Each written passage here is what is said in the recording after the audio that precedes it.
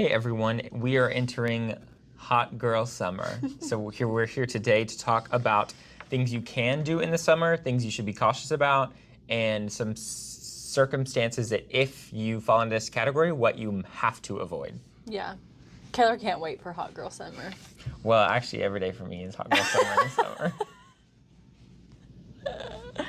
So what can we do during the summer without restriction? Okay, so things like your injectables, Botox, Dysport, Xeomin, those are all really safe. Dermal fillers, Radius, Sculptra, Restylane, all those things are pretty safe to do in the summer without restriction. We could do things like microneedling, facials, light chemical peels like our Zeo Glow Up facial. And then, of course, IV hydration is really good. If you go to the lake and have a little too much sun or a little too much to drink. A little too much something else. Yeah, you can come in and get IV hydration. So those are all really safe things that we can do during the summer. And what should we want to be cautious of during the summer?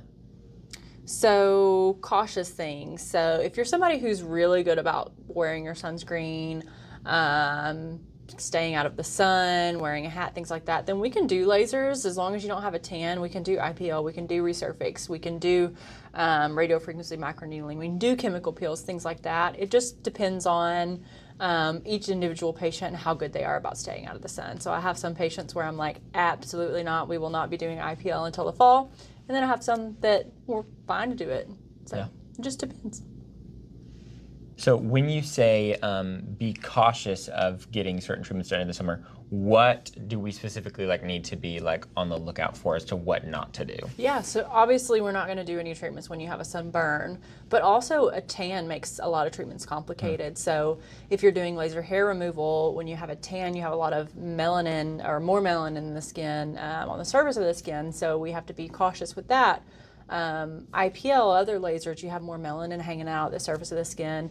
You're at higher risk for burns and adverse events like that. So that's why we want to be cautious of some things during the summer if you are someone who's out a lot and you're getting an active tan. Yeah. Any laser that is targeting pigment or sort of the darkness with the hair follicle in the skin like laser hair does is going to have trouble when you start getting a tan because you're introducing more pigment to the area. So that's more actual energy that's going to be absorbed by the skin. So that's how you get an increased risk for burns. Right, and really it's just all about your safety, so that's why we won't do it.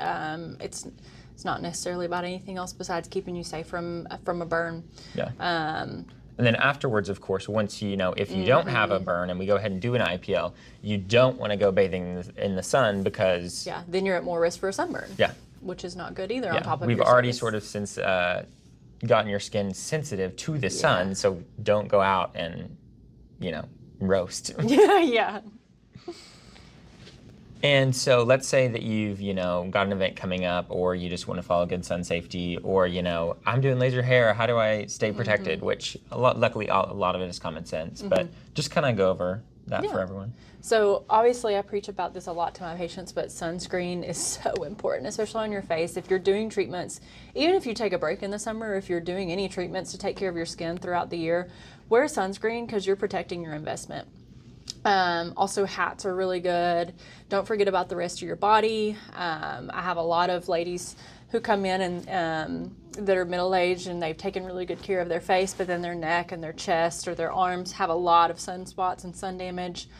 And it's much easier to prevent that than to reverse it. So remember your sunscreen, take care of your skin otherwise, keep doing your skincare routine, stay hydrated, and follow your post-care instructions if you do treatments.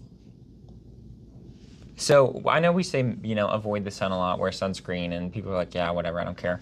But we say these things for a reason. When we bring patients in, they sit in front of the Visia and they're like, this is going to compare my skin to people my age.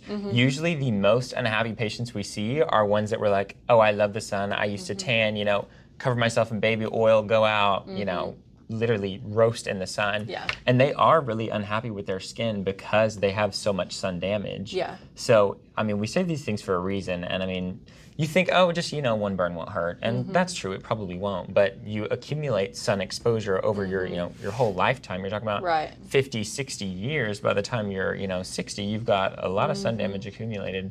So kind of physically, what are we looking for when we talk about sun damage? So, and this is the part that's hard, is a lot of younger people don't think about this because they don't see it until years later. But it is cumulative, like you said. Yeah. So even though if you're in your 20s, you're not seeing it now, what you will see in the future is deeper wrinkles, more texture in the skin. Obviously, we think a lot about dark spots. That's kind of where our mind goes initially. You can also have a lot of little superficial capillaries, which create a lot of redness in the skin.